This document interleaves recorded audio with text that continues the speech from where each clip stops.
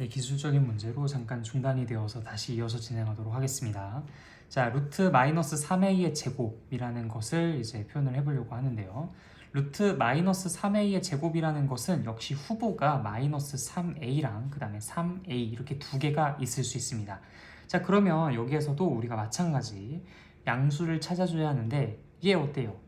a가 양수일 때는 얘는 양의 값에다가 음수를 곱했으니까 음수가 될 것이고요. 얘는요? 양수가 되겠죠. 따라서 답은 무엇이다? 이 아이가 선택되니까 3a가 된다. 자, 그 다음 문제도 보도록 하겠습니다. a가 0보다 작을 때. 자, a가 0보다 작다면요. a는 음수라는 얘기죠. 그렇죠? 우리가 양수, 음수 선택할 때 그때 정확하게 양의 값을 갖고 있는 아이를 선택해줘야 할 겁니다. 단순히 마이너스가 있고 없고라는 것을 가지고 양수, 음수를 판단하면 안 됐었어요. 자, 이것도 뭐 플러스가 생략돼 있고 마이너스가 있으니까 무조건 플러스고 무조건 마이너스라서 얘를 선택한 게 아니라 a가 0보다 크다라는 이유 때문에 얘를 선택했었고, 얘도 역시 마찬가지로 그런 이유 때문에 얘를 선택했었던 것처럼 이것도 역시 같은 이유로 그걸 선택해 주셔야 되는 겁니다. 자, 그럼 한번 문제를 풀어보도록 하죠. 루트 4a의 제곱이라는 것을 떠올려 봅시다. 자, 그럼 얘는 후보가 누가 있어요? 4a가 있고요, 마이너스 4a가 있어요. 항상 대놓고 여기 써주니까 그대로 복사 붙여넣기 하시면 됩니다. 네, 그래서 마이너스 4a까지 적어주시고, 자, 그 둘 중에 얘는 부호가 뭐예요? a가 아까 음수라고 했습니다. a가 음수니까 4a는 부호가 네, 음수죠. 자, 그 다음 얘는요? 그럼 양수가 되겠죠. 얘랑 항상 부호는 반대니까. 자, 그럼 누가 선택돼? 이 마이너스 4a가 선택되는 거야. 따라서 답은 마이너스 4a입니다. 많이 틀려요, 실제로 이런 것들. 자, 그 다음에 마이너스 루트 마이너스 a의 제곱. 자, 이것도 똑같습니다. 일단 요 마이너스는 일단 생각하지 말게요. 일단 생각하지 않고 그냥 그건 그대로 복사 붙여넣기 이렇게 그냥 똑같이 따라서 내려올 겁니다. 우린 요 녀석만 해결을 해보도록 할게요. 요 녀석만요. 자, 후보가 두 개가 있습니다. 누구랑 누가 있죠? 당연히 마이너스 a랑 a가 있죠. 이 두 개 중에서 우린 양의 값을 선택해주면 됩니다. a가 음수라고 했으니까 이 둘 중에서 누가 양수가 되겠어요? 네, 맞아요. 바로 이 친구가 양수가 되는 거죠. 그래서 마이너스 a라고 하니까 얘는 답이 a가 되겠습니다. 너무 간단하죠, 그렇죠? 자, 그 다음에 이번엔 a가 1보다 크다라고 합니다. a가 1보다 크다고 할 때 루트 a-1의 제곱에 대해서 물어보고 있네요. 자, 루트 a-1의 제곱, 후보는 뭡니까? 당연히 a-1이랑 마이너스 괄호 a-1 이렇게 두 개가 있어요. 자, 이 중에 누가 양수가 되겠습니까? a가 1보다 크다라는 것에 주목하세요. 그러면 대충 이제 만만한 아이 하나 이제 대입해 보시면 됩니다. 2나 3 뭐 이런 것들 말이죠. 자, 2 한번 대입해 볼까요? 얘가 양수네요. 그래서 우리는 이 아이를 선택해 주셔야 되고, 따라서 답은 a-1이다. 자, 그 다음에 두 번째 문제가 뭐였죠? 루트 1-a의 제곱. 자, 이것도 후보가 뭡니까? 당연히 1-a랑 마이너스 괄호 1-a가 있겠죠. 자, a가 1보다 크다고 할 때 이 녀석 부호는 뭡니까? a에다 2 한번 대입해 보자고 했죠? 음의 값이네요. 그럼 당연히 이 친구가 선택이 되겠습니다. 그래요. 답은 그래서 마이너스 1 플러스 a라고 써주시면 됩니다. 절대 틀릴 일 없습니다. 이런 식으로 문제를 푸시면 완전 신속하게 문제를 풀지만 상당히 정확하게 문제를 풀어내죠. 그러니까 여러분들 이런 문제 풀 때 반드시 하셔야 될 것이, 일단 첫 번째 A의 범위 체크하세요. 두 번째 후보 쓰세요. 세 번째 그 범위에 맞게 선택하세요. 그걸 답으로 써주시면 무조건 맞춥니다. 자, 근데 여기에서 범위 확인 안 한다거나 무엇보다 후보 이렇게 두 개 안 쓴다거나 그런 사전 준비 작업이 제대로 이루어지지 않은 상태에서 문제가 풀린다, 이거 답으로 쓴 거 인정 안 하겠습니다. 심지어 선생님도 이거 여러분들 내가 수업하려고 이거 이렇게 쓰는 거 아니에요. 나도 문제 풀 때 이런 식으로 하나하나 겸손하게 써가면서 문제를 풉니다. 그런데 여러분들은 선생님보다 수학 공부를 그렇게 많이 한 것도 아니고 수학 문제도 그렇게 많이 푼 것도 아닌데 이런 식의 조심성 없이 그냥 막 문제를 풀면 선생님보다 정답률이 더 높을 수 있겠어요? 당연히 더 떨어질 수밖에 없겠죠. 선생님도 항상 100% 다 맞추기 위해서 이런 것들을 쓰는 거예요. 그러니까 이런 것도 귀찮기는 하겠지만 여러분들 이 한 문제 한 문제 정말 내 목숨이 하나 걸려있다라고 생각을 한다면 더욱더 간절하게 임할 것이 분명할 겁니다. 그러한 마음가짐으로 문제를 풀어줬으면 좋겠어요. 물론 목숨이 걸려있진 않겠지만 그래도 이제 그런 식으로 간절한 마음을 갖고서 공부를 하는 것과 그냥 안일한 마음으로 공부를 하는 것은 정말 천지 차이라고 생각을 합니다. 그러니까 여러분들이 반드시 이런 문제를 풀 때 그냥 요거 A가 양수면 그냥 요거 이게 정답 아니었나? A가 음수면 그냥 여기다가 마이너스 이렇게 붙여주면 정답이었던 것 같은데 이런 식으로 문제를 풀다가 100문제 중에 단 한 문제라도 틀린다면 그만큼 여러분들의 경쟁력은 떨어지는 겁니다. 반드시 후보 세팅하시고 이 범위에 맞춰서 양수 선택해 주셨으면 좋겠어요. 무슨 말인지 알겠죠? 네, 믿습니다 여러분들. 자, 그 다음에 대표 유형을 보도록 할게요.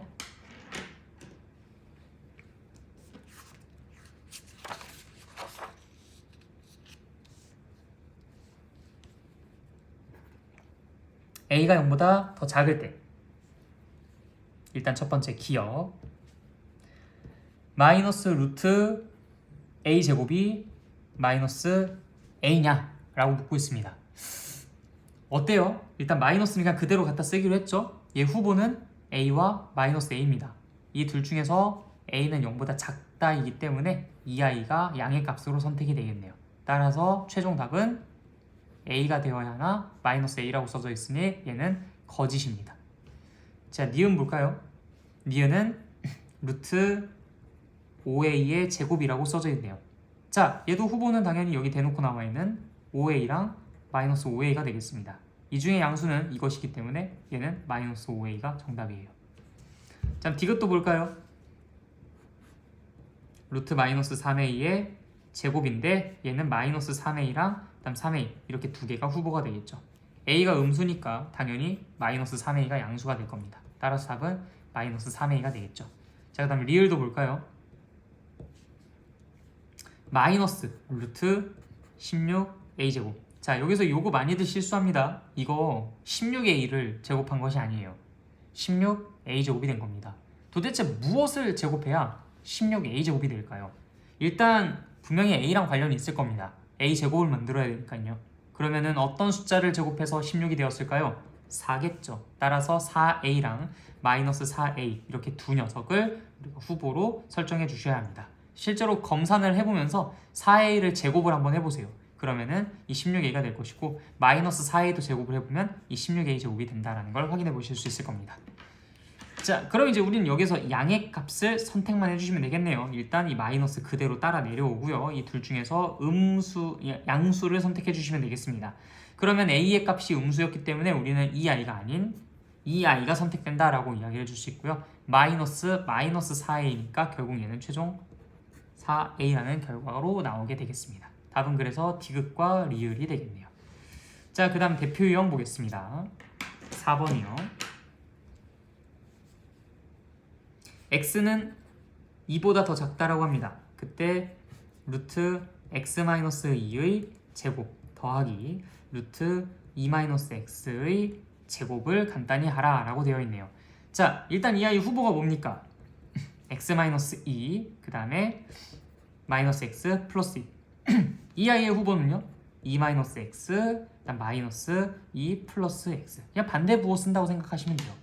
자, 이때 x가 2보다 더 작다라고 하니까 가장 만만한 숫자 1 같은 거 대입해 보시면 됩니다. 자, 1 대입하면은 여기가 음수. 그럼 당연히 얘가 양수겠죠? 선택. 자, 1 대입하시면 얘가 양수. 오케이, 그럼 너네. 자, 이 둘을 더하면 되니까 결국 계산 결과는 4-2x라고 써주시면 되겠습니다. 어때요? 정말 신속하지만 정말 안정적으로 문제를 해결할 수 있죠. 그러니까 이런 것들을 자꾸 여러분들이 연습하고 익숙하게 여겨주셔야 합니다. 그래서 이걸 바탕으로 문제를 풀어서 결국에는 다 맞추는 것을 여러분들이 계속 경험을 해주셔야 돼요. 그렇지 않고서는 공부하는 게 별 큰 의미가 없을 수 있습니다. 자, 그렇게 이제 개념 4까지 공부를 했고요. 그 다음에 나오는 내용들은요, 여러분들이 지금까지 공부했었던 이 제곱근의 정의, 제곱근의 성질 이러한 내용들을 바탕으로 다 이제 적용하고 응용하고 활용하는 것들이에요. 뭐 물론 이제 개념 5를 보시면 뭐 제곱수를 이용하여 근호 없애기 뭐 이런 내용들이 나오는데 뭐 이런 내용들도 한번 간단하게 볼까요? 자, 예를 들어서 제곱수라는 것은 2의 제곱, 3의 제곱, 4의 제곱 등등 이런 것들을 말하는 건데 예를 들어서 루트 안에 3의 제곱 같은 것들이 있다고 생각해 봅시다. 우리가 아까 전에 어떻게 했었어요? 루트 안에 3의 제곱이 있으면 그럼 얘는 제곱했을 때 3의 제곱이 되는 아이라는 얘기잖아요. 그렇죠? 제곱했을 때 3의 제곱이 되는 거는 3과 마이너스 3 두 개가 있었어요. 근데 그 중에 누구를 선택해야 된다? 양수를 선택해야 된다. 따라서 답은 뭐다? 3이다. 그래서 이제 이런 것들을 근호 바깥으로 숫자를 뽑아낸다라고 이야기를 해요. 그래서 이제 제곱수를 이용해서 근호를 없애서 표현을 할 수가 있다. 뭐 루트 9 같은 것들은 이제 우리가 3이라고 쓸 수 있고, 루트 16이라는 것도 4라고 쓸 수 있고, 루트 뭐 49 같은 것도 이제 7이라고 쓸 수 있다라는 이야기들을 이 개념에서 하게 되는 겁니다. 개념 4에 나와 있었던 내용을 그대로 연장선상에서 이야기를 하게 되는 것이죠. 전혀 어려운 것이 없습니다. 자, 그 다음 개념 6도 한번 넘어가 볼까요? 제곱근의 대소관계라는 이야기가 나와요. 자, 대소관계라는 것은 크고 작음을 판별하는 것을 말하는 것이죠. 예를 들어서 루트 2랑 루트 3 중에 누가 더 크겠느냐라는 질문인 겁니다. 뭐 누구나 다 루트 3이 더 크다고 이야기를 하겠죠. 근데 이유를 아는 게 중요합니다. 왜 얘가 더 크다고 얘기하는 게 합리적이냐? 자, 정사각형을 한번 떠올려 볼게요. 얘는 넓이가 2짜리인 정사각형이고 얘는 넓이가 3짜리인 정사각형입니다. 자, 넓이가 2짜리인 정사각형은 한 변의 길이의 제곱이 2가 된다라는 특징이 있어요. 아, 그럼 여기 있는 이 길이는 루트 2라고 하는 게 타당하겠구나. 자, 넓이가 3짜리인 정사각형은 한 변의 길이가 루트 3이라는 특징이 있어요. 왜? 루트 3을 제곱해야 3이 나오니까요. 아, 이 한 변의 길이는 루트 3이겠구나. 자, 그럼 여러분들 딱 봐도 넓이가 2짜리인 게 더 큼지막합니까? 넓이가 3짜리인 게 더 큼지막합니까? 당연히 넓이가 3짜리인 게 더 큼지막하죠. 그래서 루트 2보단 루트 3이 더 클 수밖에 없다. 이 정사각형의 넓이를 이용해서 이 대소관계를 파악을 해보실 수가 있어요. 물론 이제 여기에서 양수랑 음수끼리 서로 싸우게 되면 당연히 양수가 이길 것이고, 음수랑 음수끼리 싸우게 된다면은 우리가 이제 부호만 반대로 이제 바꿔가지고 생각을 해주시면 되죠. 뭐 예컨대 마이너스 루트 2랑 마이너스 루트 3 이들을 비교해 보면은 여러 가지 방법이 있어요. 일단 첫 번째, 부등식의 성질을 이용해서 양변에다가 마이너스 1을 곱해줍니다. 그러면은 얘가 더 크죠? 마이너스 1을 곱해서 얘가 더 컸다는 것은 기존에는 얘가 더 컸다는 얘기 아니겠습니까? 왜? 부동호 방향이 반대로 바뀌어서 얘가 더 크다라는 결론이 내려지게 되는 거니까요.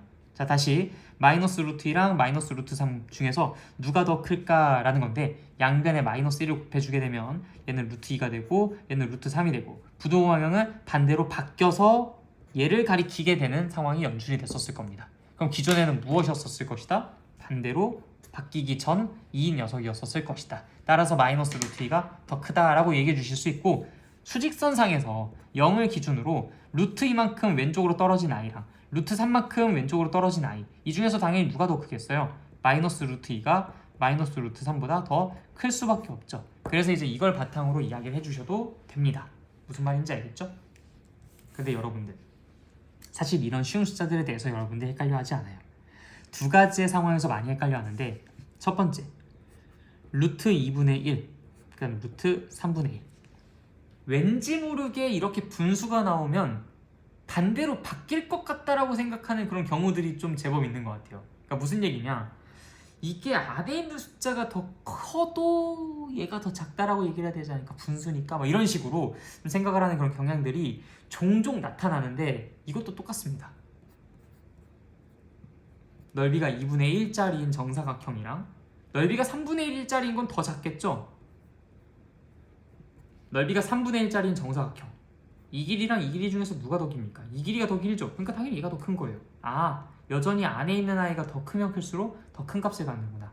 따라서 루트 A랑 루트 B 중에서 A가 B보다 더 작다면 루트 A가 루트 B보다 더 작다라고 얘기할 수 있는 거예요. 언제? 양의 값을 갖고 있을 때. A랑 B 둘 다 모두요. 그 다음 또 이런 상황들도 헷갈려 합니다. 루트 2분의 1이랑 2분의 1, 이 둘 중에서 누가 더 클까? 근데 이것도 여러분들 요령이 있으면 돼요. 루트가 있는 걸 없게끔 바꾸는 게 더 편한가요? 아니면 루트가 없는 걸 있게끔 만드는 게 더 편한가요? 루트 2분의 1을 루트 없이 표현할 수 있어요? 없죠. 근데 2분의 1이라는 건 루트 없이 표현할 수 있어요. 이걸 어떻게 표현해? 제곱하면은 뭐가 되죠? 4분의 1이 되지. 그러면 이렇게 쓸 수 있는 거잖아. 제곱하면 4분의 1이 되는 것. 좀 너무 허탈하죠, 그렇죠? 자, 그럼 이제 우리는 이것과 이거 두 개를 가지고 대소를 비교하면 되는 겁니다. 그럼 제곱했을 때 4분의 1이 되는 것과 제곱했을 때 2분의 1이 되는 것 중에 누가 더 커요? 이게 더 크죠? 그렇기 때문에 얘가 얘보다 더 큰 녀석이 되는 겁니다. 이게 제곱근의 대소관계예요. 네, 자, 그리고 이제 저 뒤로 넘어가게 되면은 개념 7에서 무리수랑 실수라는 개념이 등장을 하게 되는데, 자, 같이 한번 정리를 해보도록 합시다. 무리수. 우리가 지금까지 실컷 떠들었던 게 다 무리수예요. 왜? 예전에 우리가 순환소수라는 것을 공부를 했었어요. 유리수라는 것의 개념을 공부를 하면서, 그래서 그때 순환소수라는 내용이 나왔었는데, 다시 한번 추억에 젖어볼까요? 유리수라는 것은 분수의 꼴로 표현이 가능한 수를 유리수라고 했어요. A분의 B의 꼴로 표현이 가능한 수. 이때 이 A라는 것은 0이 되지 않는다라는 전제 조건이 있었고요. 물론 A랑 B는 둘 다 정수여야 합니다. 자, 이 유리수라는 것이 이제 이런 숫자였는데, 그때 당시에 우리가 소수를 두 가지로 분류를 좀 해봤어요. 하나가 유한소수, 하나가 무한소수. 이때 이 유한소수라는 것은요, 다 분수로 표현이 가능하잖아. 뭐 10분의 몇, 100분의 몇, 1000분의 몇 이런 식으로 표현이 가능하죠. 그러니까 당연히 이 친구는 유리수가 될 거라고 확신을 가질 수 있었던 거야. 근데 이 무한소수라는 것은 이게 도대체 유리수가 될 수 있을까? 이 분수로 바꿀 수 있을까? 막 이런 어떤 고민들을 하게 됐었고요. 그 결과 여기서 이제 막 여러 가지 이야기들이 나오는데, 그 결과 이 무한소수 중에 일부, 즉 한마디로 순환하는 소수, 순환소수는 분수로 표현이 가능하다는 걸 우리가 확인했어요. 그래서 얘도 유리수라고 할 수 있었는데, 이때 당시에 순환하지 않는 무한소수라는 것을 분수로 표현을 할 수 없을 것 같다라고 이야기를 하면서 유리수가 아니라고 이야기했습니다. 근데 여러분들 이 네이밍이 너무 귀여운 거 알아요? 유리수에 반대해서 이제 무리수거든요. 있을 유자고 없을 무자예요. 좀 웃기죠, 그렇죠? 네. 그래서 이제 실제로 이 무리수라는 것의 정의도 어떻게 나와 있냐면, 실제 이 세상에서 존재하는 그 모든 숫자들 중에서 유리수가 아닌 걸로 무리수를 정의합니다. 즉 한마디로 실수 중에서 유리수가 아닌 수. 근데 이 실수라는 개념을 여러분들이 먼저 알지는 못해요. 사실 이 실수라는 것은 이 실제 존재하는 모든 수들을 전부 다 총칭하는 건데, 실수가 뭔 줄 알고 이제 실수 중에서 유리수가 아닌 것이라고 이야기를 하겠습니까? 그래서 이제 많은 참고서에서 뭐라고 나와 있냐면 요 순환하지 않는 무한소수, 요 녀석을 이제 무리수라고 한다라고 이야기를 해요. 그 무리수가 지금 우리가 실컷 얘기했었던 루트 2, 루트 3, 루트 5 이런 것들입니다. 자, 내가 여기서 의식적으로 루트 4를 뺐죠? 이거 왜 뺐을까? 자, 여러분들 이거 진짜 주의하셔야 돼요. 루트 표현이 있다고 해서 무리수인 거 아닙니다. 루트 4라는 거 무리수? 이 큰일 나요. 루트 4는 유리수입니다. 자, 다시 유리수의 정의가 뭐였어요? 분수의 꼴로 표현이 가능한 수가 유리수예요. 루트 4라는 것은 2입니다. 2라는 것은 1분의 2라고 분수로 표현이 가능하죠. 그럼 얘는 유리수예요. 얘 유리수라고. 무리수라는 것은 실제 존재하는 수 중에서 유리수가 아닌 걸 무리수라고 한다 했잖아요. 뻔히 유리수라고 할 수 있을 만한 것 같다가 우리가 루트가 있다라는 이유로 무리수라고 얘기하면 이 정의에 부합하지 않는 이야기들을 하는 것이지 않겠어요? 그렇죠? 그래서 루트가 있다고 해서 무리수라고 하는 것이 아니라 루트 2, 루트 3, 루트 5처럼 분수로 바꿀 수 없는 것들을 우리가 무리수라고 하는 거고, 이 중에 루트 4라는 것은 분수로 바꿀 수 있기 때문에 무리수가 아니라 유리수라고 이야기를 하는 겁니다. 다시 루트 4는 뭐라고요? 유리수라고요. 그럼 그것과 형제 누가 있습니까? 루트 9도 있죠. 루트 16도 있고 루트 25도 있습니다. 심지어 루트 4분의 9라는 것도 2분의 3이라고 바꿔서 표현을 할 수 있다라는 이유로, 왜? 2분의 3을 제곱하면 4분의 9거든요. 그럼 제곱해서 4분의 9가 될 수 있는 수 하면 2분의 3을 떠올릴 수 있단 말이야. 그래서 이 친구도 우리가 무리수가 아닌 유리수라고 이야기할 수 있어요. 그러니까 그런 식으로 복병이 숨어 있을 수 있으니까 여러분들 항상 조심해 달라. 네, 그래서 이제 우리가 유리수를 공부했을 당시에 소수를 이렇게 좀 산산조각을 냈었는데, 이때 유한소수랑 순환소수까지는 유리수고, 무한소수 중에서 순환소수가 아닌, 즉 순환하지 않는 무한소수는 분수로 표현이 바뀌어지지 않는 아이니까 유리수가 아닐 것이다. 즉 유리수가 아닌 수는 무리수의 정의니까 그들은 모두 무리수일 것이다 라고 이야기가 될 수 있다. 네, 그래서 이제 우리가 수의 체계를 이렇게 실수 체계까지 공부를 한 겁니다. 그래서 정리를 좀 해보자면요, 처음에 우가우가 하던 시대 때부터 사용했었던 1, 2, 3 이런 자연수 같은 것들을 먼저 학습을 했었어요. 1, 2, 3 이런 것들 얘네들을 뭐라고 부른다고? 자연수라고 부른다고. 자, 여기에 0과 그 다음에 음의 정수 마이너스 1, 마이너스 2, 마이너스 3 등등 이런 것들을 포함을 해서 뭐라고 부르죠? 정수라고 부릅니다. 자, 그 다음 여기에서 우리가 정수를 포함하는 유리수라는 개념을 이렇게 확정을 짓죠. 이 유리수라는 것은 분수로 표현이 가능한 것들을 유리수라고 하는데, 그러다 보니까 정수는 전부 다 분수로 표현이 가능해서 유리수의 범주에 들어갑니다. 그리고 이제 뭐 2분의 1이라든지 0.1이라든지 뭐 등등 그러한 것들, 뭐 심지어 순환소수라고 할 수 있는 0.3땡이라든지 이런 것들도 다 분수로 표현이 가능하니까 유리수의 범주에 들어간다고 할 수 있죠. 자, 그 다음에 이것을 감싸고 있는 이 넓은 테두리를, 이거를 실제 존재하는 모든 수, 실수라고 이야기를 하는 겁니다. 이때 이 실수 안에 들어가지만 유리수 안에는 들어가지 못하는 이 불쌍한 친구들을, 이걸 무리수라고 하는 거예요. 그래서 여러분들이 이 수를 공부를 했으면 이런 수의 체계에 대해서는 확실하게 정리를 할 수 있는 수준까지 올라와야 됩니다. 그래서 누군가가 야, 우리가 수 지금까지 뭐 배웠지? 그런 것들 한번 좀 설명 좀 해줄래? 라고 뭐 물론 물어보는 친구가 있겠냐마는, 만약에 그렇게 물어본다면 여러분들이 이렇게 멋들어지게 설명을 해주실 수 있어야 한다. 알겠죠?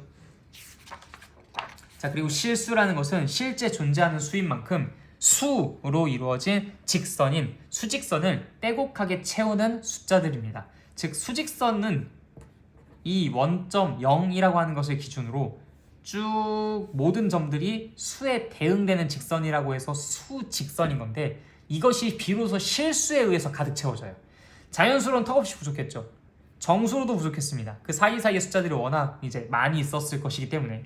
유리수로도 부족했었어요. 왜? 우리는 당연히 유리수가 아닌 어떤 특별한 그 숫자들도 존재할 수 있다는 것을 이미 예상은 하고 있었거든. 근데 이제 그런 것들 표현하기가 조금 이제 저기 했었던 거죠. 그렇죠? 그래서 유리수만으로 다 채울 수가 없는데, 이제 드디어 무리수를 공부했으니 이 무리수를 가지고, 즉 유리수와 같이 합세를 해서 실수범위 이 모든 것들을 전부 다 채울 수 있게 됐었던 겁니다. 자, 그러면 루트 2라는 것이 그래도 여기에서 점에 대응이 되어야 할 거 아닙니까? 그렇죠? 루트 3이라는 것도 이 점에 대응이 되어야 할 거 아닙니까? 그래서 우리가 그러한 것들을 이 수직선 위에다가 대응을 시키기 위해 다음과 같은 재미난 아이디어를 떠올려요. 근데 먼저 이 아이디어를 하기 전에 여러분들 중에서 2학년 2학기 과정에서 피타고라스 정리라는 것을 공부하지 못하고 온 학생들도 있을 것이기에, 그것을 증명하는 것은 일단 나중에 우리가 그때에 맞춰서 공부를 하는 것으로 하고요. 그 결과만 이용해서 필요한 그런 값들을 구해내는 그 연습만 좀 하고 넘어가도록 할게요.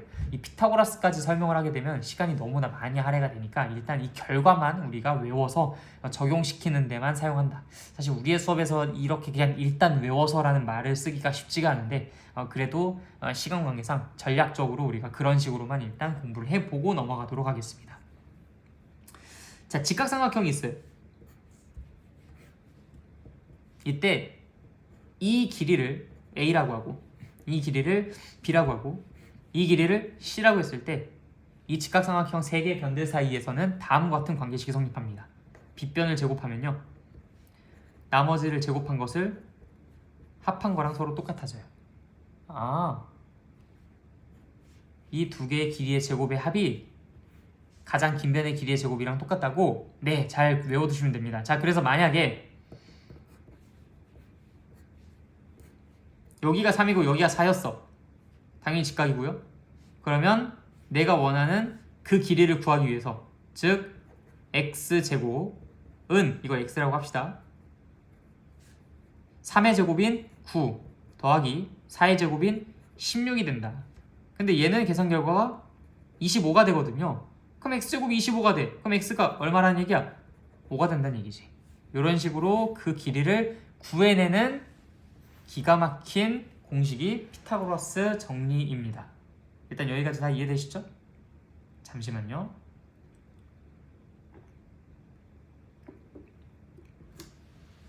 그럼 이제 우리가 앞으로 이 내용을 이용해서 어떤 작업들을 해 나갈 것이냐, 루트 2라는 것을 한번 표현해 보도록 하겠습니다. 여기가 한 칸이고요, 여기가 한 칸이에요. 그러면 요 비스듬한 요 길이를 한번 같이 구해볼까요? 이 길이가 1이고요. 이 길이가 1이기 때문에 여러분들은 이 길이를 x라고 하면 x의 제곱은 1의 제곱 더하기 1의 제곱, 즉 2가 된다는 것을 압니다. 즉 x제곱이 2니까 x의 값은 루트 2가 돼야 되겠죠. 물론 x제곱이 2가 되는 x의 값은 플러스 2도 있지만 마이너스 2도 있어요. 그런데 어떻게 길이가 마이너스 루트 2가 되겠습니까? 플러스 루트 2랑 마이너스 루트 2 중에선 당연히 마이너스 루트 2가 배제가 된 플러스 루트 2만 선택을 해주셔야 되겠죠. 자, 그래서 이제 이 x의 값은 루트 2가 되는 겁니다. 자, 그럼 이제 이것을 수직선 위에다가 한번 찍어봐야 되겠죠? 어떻게 찍을까? 여러분들 요거를 컴퍼스 딱 찍고 여기다 연필 딱 대고 요 길이를 유지한 채로 쓱 하고 내렸어요. 약간 부채꼴 모양이 만들어지죠? 이렇게 말이죠. 그럼 이제 여기 떨어지는 그 점은 여기서부터 여기까지 거리가 루트 2였으니까 여기서부터 여기까지 거리 역시도 당연히 뭐가 되겠어요? 루트 2가 되는 거겠지, 그쵸?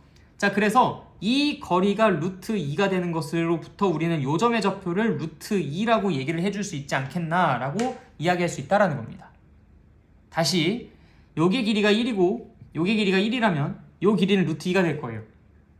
그래서 이제 이 길이를 유지한 채로 따다다다다다다다다 점을 떨어뜨려서 요 길이랑 똑같아지도록 만들어준다면 그럼 요 녀석의 점이 대응되는 그 숫자는 루트 2가 되지 않겠느냐라는 겁니다.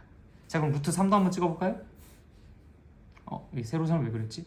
자, 여기를 이제 0이라고 합시다. 자, 루트 3을 찍기 위해서 두 칸을 이동하고 미안합니다. 두 칸 이동하고 한 칸 이동하면 루트 3이 아니라 루트 5를 찍을 수가 있겠네요. 여러분들 이 격자점을 가지고 얘기를 하기 좀 편하도록 하기 위해서 루트 5에 대해서 좀 이야기를 해봅시다.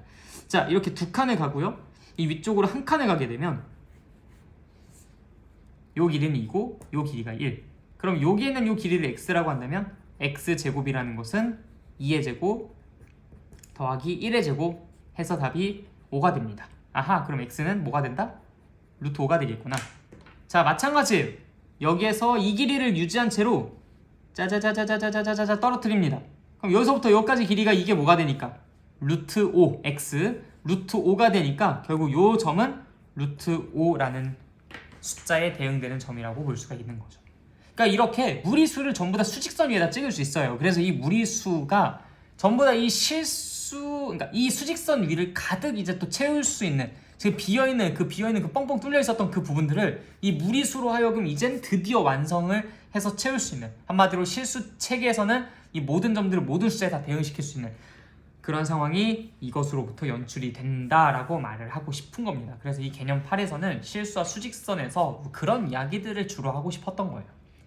자, 그 다음에 뭐 실수의 대소관계라든지 뭐 이런 것들은 우리가 앞서서 이야기했었던 것과 또 일맥상통하는 부분들이 있기 때문에 여러분들이 또 따로 공부를 해주시면 될 부분이고요. 그냥 간단하게 몇 가지 그냥 예시를 좀 들어보면은 정말 이제 아까 전에 했었던 것과 이제 많이 비슷한 부분이 있어가지고 굳이 우리가 다 같이 안 해도 되기는 하지만 루트 3 플러스 2 그리고 뭐 루트 5 플러스 2 이 중에서 이제 누가 더 크겠느냐? 아유, 당연히 이 똑같은 거 이렇게 들어있으면 얘가 얘보다 더 크니까 이게 더 크지 않겠습니까? 뭐 이런 당연한 것들에 대해서 이야기를 해요, 주로. 뭐 물론 이제 뭐 이렇게 루트 5 빼기 1과 그 다음에 2 이렇게 둘 사이의 관계에 대해서도 이야기를 하긴 해. 자, 근데 이것도 역시 마찬가지야. 이게 두 가지 방법이 있어요. 루트 5라는 것이 약 어느 정도쯤 되는 값이겠습니까? 루트 4보다는 크고 루트 9보다는 작죠. 그러면은 2점 얼마가 되는 값이에요. 그럼 거기다가 1을 빼주게 되면 얘는 1점 얼마가 되는 값입니다. 1점 얼마랑 2랑 같이 싸우면은 당연히 얘가 더 크죠. 아니면 여러분들 부등식 배웠잖아요. 그래서 루트 5라는 것과 이제 2 더하기 1, 즉 3이라는 것의 대소관계를 파악을 해보시면 당연히 얘가 더 큽니다. 3이라는 건 루트 9가 되니까요. 우리 아까 전에 대소관계 얘기했었던 때에서 이제 이런 것들 주로 얘기했었죠. 자, 그러면은 당연히 이때 이것과 이것 사이의 관계도 그것과 똑같을 것이다 라고 해서 표현을 해주실 수 있다. 그래서 이 대소관계를 파악하는 거는요, 정말 여러 가지 방법들이 있어요. 여러분들이 입맛에 맞는 거, 더 편한 거 이런 것들을 골라서 사용을 해주시면 됩니다. 다만 논리 정연해야 하고요. 그 다음에 부등식의 성질을 적재적소에 사용을 해가면서 문제를 해결해 주셔야 한다. 그냥 여러분들이 여기서 상상의 나래를 펼치게 되면 이거는 그냥 다 무너집니다. 대소관계를 그래서 제일 어려워하는 친구들도 많아요. 그러니까 여러분들이 이 부분은 조심스럽게 공부를 한다면 충분히 책을 통해서 그 다음 문제를 풀어나가면서 여러 가지 경험들을 토대로 이런 여러 가지 시행착오 과정들을 토대로 충분히 좋은 학습 결과를 낼 수 있을 테니까 그렇게 공부를 해주시면 되겠고요. 일단 이 제곱근에 관련된 모든 기본적인 내용들과 여러 가지 성질들 다 같이 학습해 왔는데 좀 낯선 개념이다 보니까 여러분들이 꼭 좀 집에서 공부를 다 해주셨으면 좋겠어요. 그러니까 인강도 한번 다시 되돌려서 보기도 하시고 필요한 부분들 좀 이렇게 체크를 해보시고 책도 특히 숨막 쿰라우데라는 책 워낙 자세하게 잘 나와 있으니까 이런 책들도 꼼꼼하게 살펴보시고요. 그리고 그게 준비가 다 됐을 때 백지 테스트 진행하고 그 다음 문제를 풀어보면서 다지기, 익히기 모든 것들이 다 원활하게 이루어질 수 있도록 신경 많이 써주셨으면 좋겠습니다. 그래서 이 제곱근이라는 개념이 낯설지만 어렵지는 않은, 그래서 오히려 신선하고 재밌을 수 있는 그런 부분이니까 열심히 올바른 과정을 거쳐서 공부를 해 나가시길 바라겠습니다. 오늘 수업 여기까지 하도록 하고요. 다음 시간에 제곱근 계산하는 것에 대해서 학습 더 이어서 진행하도록 하겠습니다. 나중에 뵙겠습니다.